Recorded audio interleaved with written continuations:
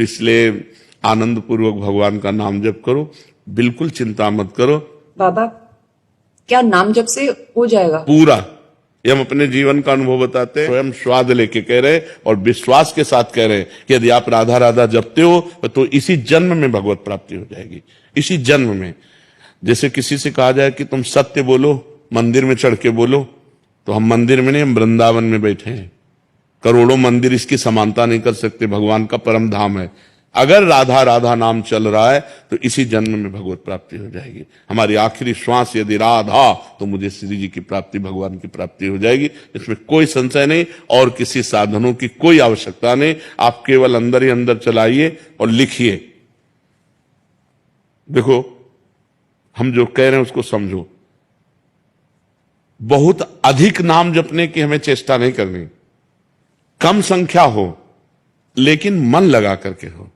जैसे हम, अब देखो, आप लिखो राधा, अपने दिमाग में लिखो, खुले नेत्र लिखो या बाहर बाहर देखो, दिखाई दे रहा है राधा लिखा हुआ, वही कान में सुनो राधा, वही अंदर उठाओ राधा, ये तीनों का एकाकार हो जाए तो ये करोड़ों नाम जप के बराबर है। प्रसन्न हो? हाँ, नहीं, ठीक ही रहना चाहिए। तो अब बिल्कुल ऐसे ही रहो जैसे रह रहे हो, बिल्कुल संसारिक बन करके रहो, लेकिन अंदर का चिंतन आपका बदल जाए। अंदर के चिंतन में आपकी यश की भावना न रह जाए, अंदर के चिंतन में आपको धन बढ़ाने की भावना न रह जाए, अंदर का चिंतन हो जाए, प्रभु बहुत जन्म व्यतीत हो गए, अब एक बार आपसे मिलना चाहती हूं, एक बार आपसे मिलना चाहते हैं प्रभु, मुझे आप चाहिए, अब संसार नहीं। तो बात बन जाएगी, तो बात बन जाएगी।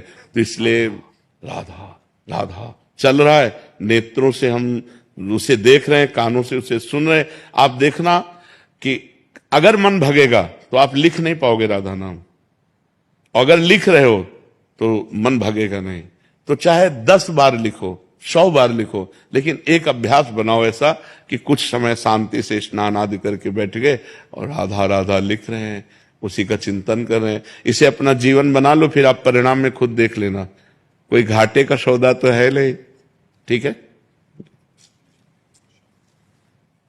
ये सखी को दे दे, ठाकुर शिव जी की है।